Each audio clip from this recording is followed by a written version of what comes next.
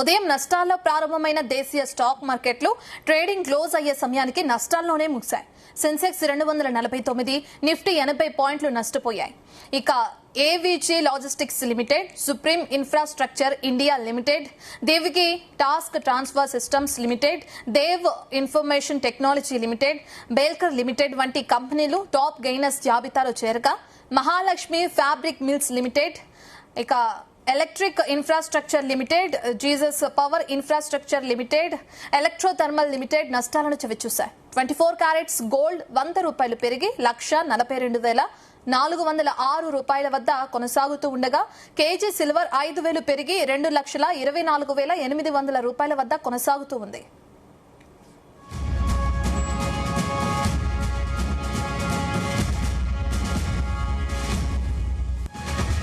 మనతో పాటు senior market analyst జీవి సత్యనారాయణ గారు అందుబాటులో ఉన్నారు. ఆయన అడిగి మార్కెట్ కి సంబంధించిన మరిన్ని విషయాలు తెలుసుకుందాం. సత్యనారాయణ గారు నమస్తే అండి. మార్కెట్ నష్టాల్లో కొనసాగడం మనం చూస్తున్నాం. అలాగే గోల్డ్ సిల్వర్ లో కూడా పెద్దగా మార్పులు లేవు. ఎలా చూడొచ్చు అంటారండి? అసలు ఈ నష్టాలకి ప్రధాన కారణాలు ఏంటి?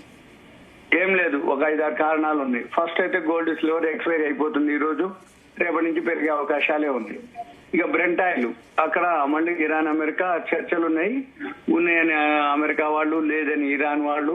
$74 ట్రేడ్ అవుతుంది, అది కూడా ఫ్లాట్ గానే ఉంది. ఏది Brent oil.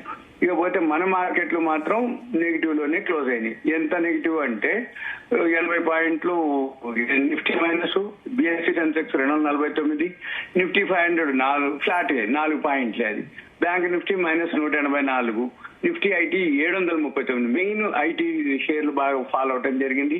Mid cap positive లోనే క్లోజ్ అయింది, 74 పాయింట్లు. బిఎస్సీ బ్యాంకు 76, మన బిఎస్సీ బ్యాంక్ వచ్చి 164 మైనస్ లో క్లోజ్ అయింది. తర్వాత నిఫ్టీ 200 వచ్చి 16 పాయింట్లే మైనస్ లో, నిఫ్టీ 100 వచ్చి 61 పాయింట్లు. నిఫ్టీ స్మాల్ క్యాప్ పాజిటివ్ లోనే క్లోజ్ అయింది, 97.50. బిఎస్సీ 500 ఫ్లాట్ గానే క్లోజ్ అయింది. అంటే మిడ్ క్యాప్ స్మాల్ క్యాప్ ఇవాళ పాజిటివ్ లో క్లోజ్ అయినాయి. ఇకపోతే ఇక ఒక 6 కారణాలు ఉన్నాయి. ఏం కారణాలు చూద్దాం. మెయిన్ ఏంటిది అంటే ఐటీ షేర్లలో బాగా పట్టడంతో ఇండెక్స్ పడటం జరిగింది. దాంతో మన మార్కెట్లు కొంచెం. ఇంకొకటి వాళ్ళ ఆటో షేర్లలో సెల్లింగ్ ప్రెషర్ ఎక్కువ రావడం జరిగింది. కానీ ఆటో షేర్లు రేపు ఉదయం పెరుగుతాయి. ఎందుకు పెరుగుతాయి అంటే జూలై 1 తారీఖు నాడు రేపు ఉదయము auto sector sales data, Ashok Leyland, Eicher motor, Maruti, ఇలా ఏవైతే కంపెనీలు ఉన్నాయో, Force Motors, Motherson Sumi, auto sector లో ఏవైతే ఉన్నాయో ఆ షేర్లన్నీ కూడా రేపు పాజిటివ్ లోనే ఉండే అవకాశాలు ఉన్నాయి. అంటే సేల్స్ ని బట్టి. ఇప్పుడు జూన్ మంత్ అయిపోతుంది. లాస్ట్ ఇయర్ జూన్ కి, ఈ జూన్ కి, మేకు జూన్ కి సేల్స్ ఇంక్రీజ్ అయిందా, డిక్రీజ్ అయిందా, న్యూట్రల్ అయిందా అనే డేటా వస్తుంది. అయితే టాటా మోటార్స్ ప్యాసింజర్ వెహికల్ అయితే కొంచెం పాజిటివ్ లోనే ఉంది, మారుతి పాజిటివ్ లోనే ఉంది. అవి రేపొద్దున పెరిగే అవకాశాలు కనపడుతున్నాయి. అయితే ఆ డేటాని బట్టి మళ్ళీ అది కంటిన్యూ అవుతా, ఫాల్ అవుతా. ఉదయం పూట మార్కెట్ ఓపెన్ అయ్యే టైంకి వస్తుంది డేటా. ఓపెన్ అయ్యే టైంకి అవి పెంచుతారు. మళ్ళీ తర్వాత ఆ డేటాకి మార్కెట్ కి అంచనాకి ఎక్కడన్నా మిస్ మ్యాచ్ పడే అవకాశాలు ఉన్నాయి. అందుకని వాళ్ళు కొంచెం ఆటో సెక్టార్ సేల్స్ లో కొంచెం అంటే కొత్త మన సెంట్రల్ గవర్నమెంట్ ఏం చేసిందంటే ఢిల్లీ గవర్నమెంట్ కొత్త ఎలక్ట్రిక్ వెహికల్స్ ని ప్రకటించడం జరిగింది. దాంతో అంటే ఏంటిదంటే అక్కడ ఏవైతే ఉన్నాయో ఓన్లీ ఎలక్ట్రిక్ వెహికల్స్ తిరగాలి ఏప్రిల్ 1, 2028 నుంచి. అంటే 2 వీలర్స్ ఏవైతే ఉన్నాయో అవన్నీ కూడా ఇక ఉండవు అన్నమాట. అంటే ఓన్లీ ఎలక్ట్రిక్ వెహికల్స్ తిరగాలి ఏది ఢిల్లీలో. దాంతో కొంచెం ఆటో సెక్టార్ మీద సెల్లింగ్ ప్రెషర్ పడింది. ప్రతికూలత ఉంది కానీ ఓన్లీ అది ఢిల్లీ వరకే పరిమితం కాబట్టి ఏం కాదు. రేపు ఉదయం మళ్ళీ పాజిటివ్ లోనే ఉండే అవకాశాలు ఉన్నాయి ఆటో షేర్స్. అవి కొత్త ఎలక్ట్రిక్ వెహికల్స్ విధానం వచ్చినా ఆటోమేటిక్ గా ఆల్రెడీ అందరూ కొనుక్కుంటారు ఎలక్ట్రిక్ వెహికల్స్. ఎప్పుడైతే పెట్రోల్ డీజిల్ పెరిగిందో ఈ బ్రెంట్ ఆయిల్ మనం దిగుమతి చేసుకోవాలి కాబట్టి వాటికి ఆల్రెడీ ఆటోమేటిక్ గా పాజిటివ్ లోనే ఉంది. అదొకటి. ఇకపోతే థర్డ్ వన్ ఎఫ్ఐఐలు, ఫారిన్ ఇన్స్టిట్యూషనల్ ఇన్వెస్టర్స్ కంటిన్యూగా అమ్మటం జరుగుతుంది కాబట్టి కొంచెం మార్కెట్ లో ఇవాళ కూడా అమ్మటం జరిగింది అనేది చూసుకోవచ్చు. వాళ్ళు కంటిన్యూగా అమ్ముతారు. నిన్న కూడా 1150.10 కోట్లు అమ్మటం జరిగింది. ఈ తర్వాత ఇంకా ఈ దోహాలో ఈ అమెరికా ఇరాన్ చర్చలు జరుగుతుంది.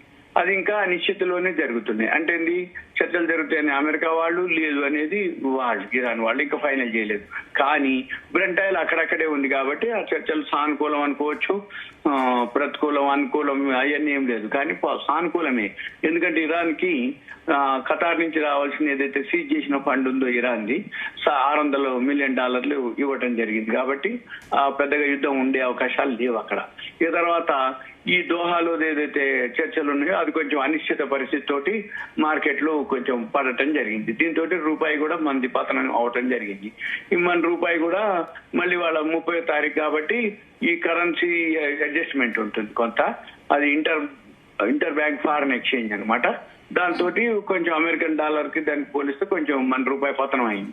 మళ్ళీ వీటితోటి వాళ్ళ మంగళవారం వీక్లీ మంత్లీ ఎక్స్పైరీ ఏది నిఫ్టీ వచ్చి అవన్నిటితోటి కొంచెం ఈ డెరివేటివ్స్ ఎప్పుడైనా సరే అడ్జస్ట్మెంట్ ఉంటుంది, మంత్లీ వీక్లీ ఎక్స్పైరీ. అప్పుడు ఈ అడ్జస్ట్మెంట్ ఏదైతే ఉందో ఇవాళ జూన్ లాస్ట్ గా అయిపోయింది ఎక్స్పైరీ. దాంతో మిగతా మార్కెట్లకు సంబంధం లేకుండా మన మార్కెట్లు ఊడిదుడుకుల్లో ఎక్కువ ఉంటాయి అనేది మనం వీలైతుంది. కానీ మన మార్కెట్లు పాజిటివ్ లోనే ఉన్నాయి, ఎందుకంటే బ్రెంట్ ఆయిల్ తగ్గటం మన ఇండియన్ మార్కెట్ కి బెనిఫిట్. ఇరాన్ అమెరికా చర్చలు జరుగుతున్నాయి, అది ఎక్కడో ఒక దగ్గర సానుకూలంగా ఉన్నాయి కాబట్టి అది బెనిఫిటే. ఇకపోతే అక్కడ యుద్ధం జరగదు అనేది కన్ఫామ్ అవుతుంది, అంటే ఇది చర్చలే జరుగుతాయి తప్ప యుద్ధం అనేది ఉండదు కాబట్టి అది బెనిఫిటే. ఇక అంటే మన మార్కెట్లకి ప్రాఫిట్ అనమాట. అంటే ఇంకొకటి మెయిన్ ఏంటంటే ఏది జరుగుతున్నా చర్చలు అంటారు, యుద్ధం అంటారు, కానీ బ్రెంట్ ఆయిల్ పెరగట్లేదు కాబట్టి అది మనకు సానుకూల అంశం. అందుకని మన మార్కెట్లు ఓకే. మళ్ళీ ఇప్పుడు ఇవాటితో అన్ని అయిపోతాయి. ఏది మన కమోడిటీస్ లో గోల్డ్ సిల్వర్ ఎక్స్పైరీ ఉంది, ఏదైతే నిఫ్టీ ఉందో వీక్లీ మంత్లీ ఎక్స్పైరీ అయిపోయింది ఇవాళ. ఇక అందుకని రేపు ఆటో సెక్టార్ సేల్స్ డేటా వస్తుంది, ఏదైతే జూలై మంత్ ఫ్యూచర్స్ ఓపెనింగ్ ఉంటుందో అది రేపు స్టార్ట్ అవుతుంది. కాబట్టి రేపు మార్కెట్లు పాజిటివ్ లోనే ఓపెన్ అయ్యే అవకాశాలు ఉంది. ఇకపోతే ఇంకొకటి ఏంటిది అంటే ఇప్పుడు ఆల్రెడీ మార్కెట్లు ఏవైతే ఉన్నాయో అవి ఆల్రెడీ ఇప్పుడు వరల్డ్ మార్కెట్లు ఏవైతే ఉన్నాయో అవన్నీ పాజిటివ్ లోనే ఉన్నాయి. అంటే ఏషియన్ మార్కెట్లు పాజిటివ్ లోనే క్లోజ్ అయినాయి, ఇప్పుడు యూరోపియన్ మార్కెట్లు పాజిటివ్ లోనే రన్ అవుతున్నాయి. ఇకపోతే రాత్రికి అమెరికా మార్కెట్లు అంటే రాత్రి పాజిటివ్ లోనే అంటే ఫ్లాట్ క్లోజ్ అయినాయి, ఇప్పుడు కూడా కొంచెం పాజిటివ్ లోనే చూపిస్తున్నాయి. అంటే రేపు ఇప్పుడు 6 గంటలకు ఓపెన్ అయితే అమెరికా మార్కెట్లు, ఇప్పుడు యూరోపియన్ మార్కెట్లు పాజిటివ్ లో రన్ అవుతున్నాయి కాబట్టి అమెరికా మార్కెట్లు కూడా పాజిటివ్ లోనే ఓపెన్ అయ్యి. నిక్కీ ఉంది జపాన్, అది 1.33 ప్లస్ లో ట్రేడ్ అయ్యి క్లోజ్ అయింది. తైవాన్ 2.5% ప్లస్ లో క్లోజ్ అయింది. కోస్పీ వచ్చి 1% ప్లస్ లో క్లోజ్ అయింది. షాంఘై వచ్చి చైనా 0.5 లోనే.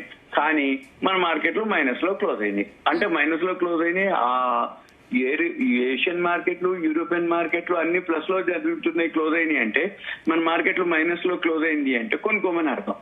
అందుకని అవన్నీ పెరిగి మంది కూడా పెరిగితే నో ప్రాబ్లం. అంటే పెరగలేదు కాబట్టి పాజిటివ్ అనమాట. రేపు ఉదయం మన మార్కెట్లు గ్యాప్ అప్ అయ్యే సూచనలే ఉన్నాయి, గ్యాప్ అప్ అయితే రేపు fresh July month futures opening కాబట్టి ఆటో సెక్టార్స్ మీద పొద్దున్నే ఎవరైతే వీడియో చూస్తున్నారో ఆటో సెక్టార్ మీద ఫోకస్ పెట్టుకోండి.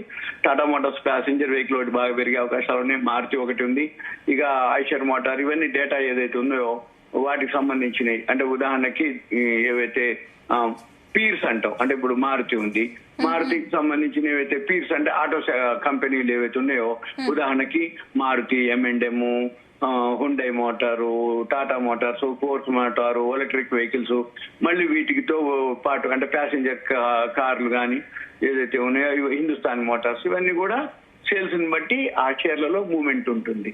చెప్పమ్మా ఏదో చెప్తున్నాం. సత్యనారాయణ గారు, అంటే మార్కెట్ పరంగా మనం చూసాం, ఇటు బులియన్ మార్కెట్ లో గోల్డ్ సిల్వర్ రేట్స్ కూడా చూస్తున్నాం. అయితే గోల్డ్ ఇంకా రేట్ తగ్గే అవకాశం ఉందా సార్?